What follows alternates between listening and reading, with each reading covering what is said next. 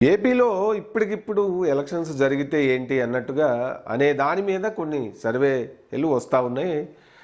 అలాగే మొదట్లో pole scan అనే ఒక సర్వే అండ్ టైమ్స్ నౌ వాళ్ళు మరి అప్పుడు ఒక 20 రోజుల క్రితం వాళ్ళు ఇచ్చిన దాని ప్రకారం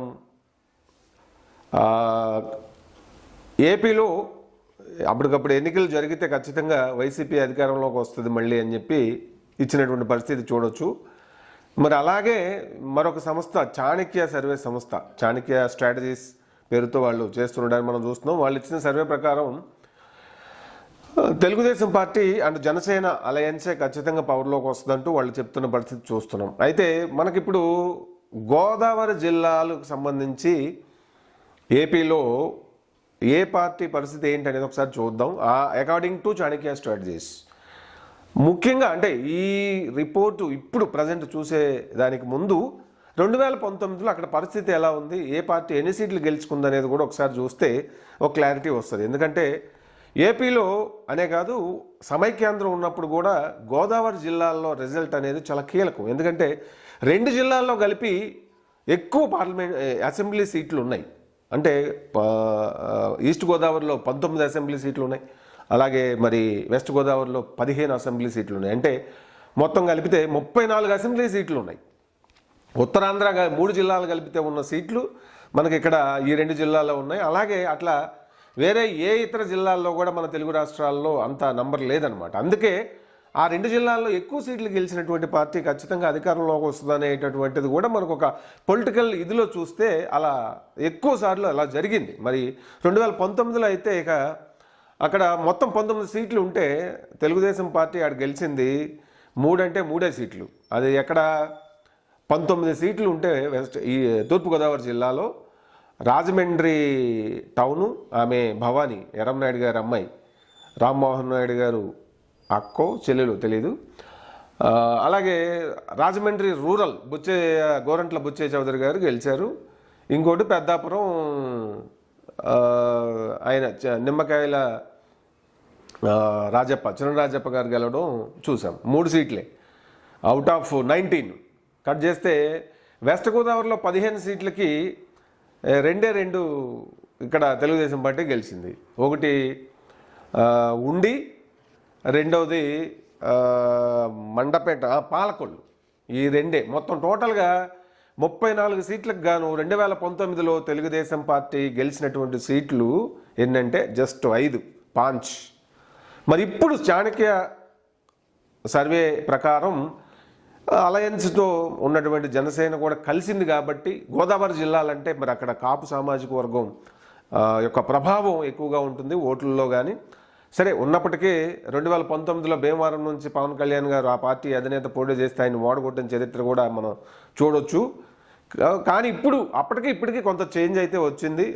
ఆ వర్గానికి సంబంధించిన వాళ్ళు ఖచ్చితంగా ఈసారి మన పార్టీకి అంటే ఓన్ చేసుకున్నటువంటి పరిస్థితి యూత్ కానీ అబౌవ్ మిగిలిన అంటే 40+ వాళ్ళు కూడా ఈసారి ఒకసారి మిగిలిన వాళ్ళు వాళ్ళ పార్టీలను వాళ్ళు చూసుకుంటున్నప్పుడు మన పార్టీని మన నాయకుడిని మనం ఎందుకు చూసుకోకూడదు అనుకుంటే ధోరణి ఆలోచన ఇది కూడా ఇప్పుడు జనసేన మరి కాపు సామాజిక వర్గంలో అది రిఫ్లెక్ట్ అవుతూ ఉంది. కాబట్టి ఆ వేళ చూసినప్పుడు ఖచ్చితంగా మరి ఈసారి అంటే అంతకుముందు 2019లో జగన్ గారు ఒక ఛాన్స్ ఇవ్వండి అంటూ ఫ్రెష్గా వస్తున్నటువంటి సందర్భం ఇచ్చారు. ఇప్పుడు పరిపాలన చూశారు, పరిపాలనకు తీర్పు మార్కులు వేయబోతున్నటువంటి తరుణం. సో చూస్తే చాణక్య సర్వే ప్రకారం అయితే మరి అక్కడ 19 సీట్లకు గాను ఈసారి అక్కడ వైఎస్ఆర్సీపీ గెలవబోయేది ఎన్నో తెలుసా? జస్ట్ 2 అంటే 2. పోయినసారి అక్కడ తెలుగుదేశం అయినా 3 సీట్లు గెలిచింది, కానీ వైఎస్ఆర్సీపీకి ఆ పరిస్థితి కూడా ఉండేటువంటి అవకాశం లేదన్నట్టుగా చెప్తా ఉన్నారు. 16 సీట్లు తెలుగుదేశం గెలుస్తుందని చెప్పి సర్వే చెప్తా ఉంది.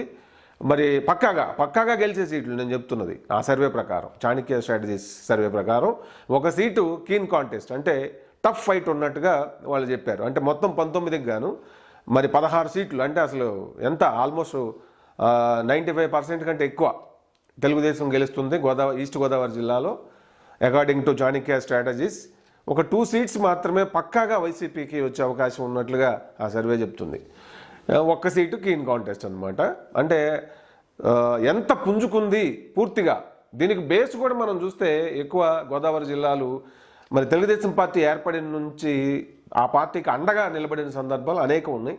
అలాగే నాయకుడు నచ్చితే వేరే పార్టీకి కూడా షిఫ్ట్ అయినటువంటి పరిస్థితి మనం చూడొచ్చు. 2004లో మరి వైఎస్ఆర్సీపీ అదే కాంగ్రెస్ పార్టీ తరఫున సింగిల్ హ్యాండ్తో ఆయన వైఎస్ఆర్ గారు చేస్తే గోదావరి జిల్లాలో అద్భుతంగా ఆ పార్టీకి నిలబడ్డ క్లీన్ స్వైపులు ఎన్నో ఉన్నాయి అప్పుడు 2004 ఏపీ సమైక్యాంధ్ర ఎలక్షన్స్లో. సరే, ఇప్పుడైతే పరిస్థితులు చాలా మారిపోయినాయి. ఎప్పటికప్పుడు పరిస్థితులు మారిపోతూ ఉంటాయి, ఇది గమనించాలి. రాజకీయాల్లో ఎప్పుడు ఏది కూడా పర్మనెంట్గా డామినేషన్ అనేది ఉండదు రాజకీయాల్లో.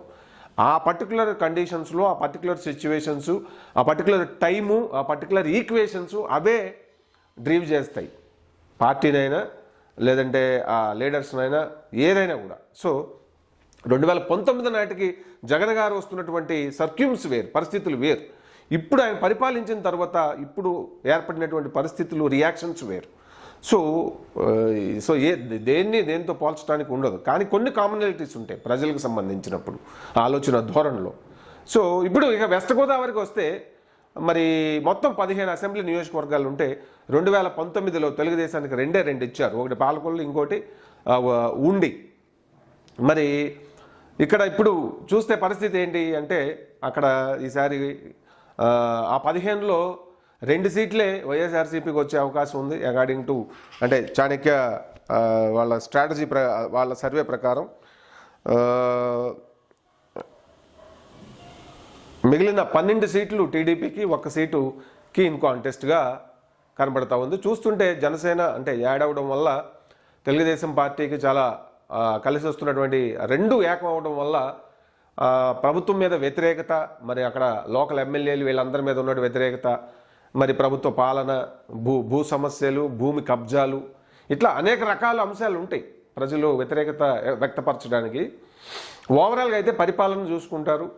మరి నాయకులు, ఎమ్మెల్యేల యొక్క, మంత్రుల యొక్క విధానాలు, వాళ్ళు ప్రజల పట్ల ఎలా రియాక్ట్ అయ్యారు, అలాగే బాస్ జగన్ గారి యొక్క మరి ఇది ఎట్లా ఉండింది ఈ 5 ఏళ్ల కాలంలో, మరి ఇవన్నీ చంద్రబాబు పరిపాలనతో పోలిక వస్తుంది. ఎందుకంటే జగన్ గారు ఫస్ట్ టైం సీఎం అయ్యారు. మరి ఆయన పరిపాలన కంటే బాగా ఉంటుంది, మా నాన్నగారిని మించి నేను ఇస్తానని చెప్పి ఆయన చెప్పినటువంటి పరిస్థితి మనం చూసాం. కాబట్టి ఇవన్నీ అంశాలు కూడా పోలిక ఎక్కువ జరుగుద్ది ఇప్పుడు ఎలక్షన్స్లో. చంద్రబాబు నాయుడు గారి పరిపాలనకి, తెలుగుదేశం పరిపాలనకి, అలాగే జగన్ గారి ఆలోచన ధోరణికి, అలాగే వైసీపీ ఓవరాల్ పరిపాలనా విధానానికి హూ ఈజ్ బెస్ట్ అనేది పోలిక జరిగిపోయింది ప్రజల్లో. దాని ప్రకారమే ఓటింగ్ ఎక్కువ జరిగే అవకాశాలు అయితే ఉన్నాయి యాజ్ పర్ మై అబ్జర్వేషన్. మొత్తం మీద అయితే ఇక్కడ ఈ 2 జిల్లాల్లో ఖచ్చితంగా మరి తెలుగుదేశం హవా మామూలుగా లేదు. తెలుగుదేశం జనసేన అలయన్స్ కాంబినేషన్లో సూపర్ డూపర్ హిట్ అవుతుందన్నట్టుగా చాణక్య స్ట్రాటజీస్ అయితే మరి సర్వే చెప్తా ఉంది. నా అండర్స్టాండింగ్ ప్రకారం కూడా సీట్లు ఒక 3-4 అటు ఇటు అవ్వచ్చు. ఎందుకంటే ఎగ్జాక్ట్గా వాళ్ళు చెప్పినంతే రావాలని ఏమి ఉండదు. కానీ ఓవరాల్గా అయితే ఖచ్చితంగా తెలుగుదేశానికే తెలుగుదేశం జనసేన అలయన్స్కే అక్కడ ఓవరాల్గా స్టేట్ అంతా కూడా ఉండే అవకాశం అయితే కనపడతా ఉంది. సో మరి ఓవరాల్గా మరి ఆ 2 జిల్లాలు సాలిడ్గా తెలుగుదేశం జనసేనకు నిలబడుతున్నాయి. కాబట్టి ఈ ప్రత్యర్థి పార్టీ మరి ఎన్ని అంచనాలు వేయాలో, ఎలా గెలుపు అని చెప్పి గెలవడానికి ఏం ఆలోచిస్తారో చూడాల్సిందే. ఎందుకంటే మరి అక్కడ నా సంక్షేమ పథకాలు మీద ఎక్కువ ఆశలు పెట్టుకొని ఉన్నారు.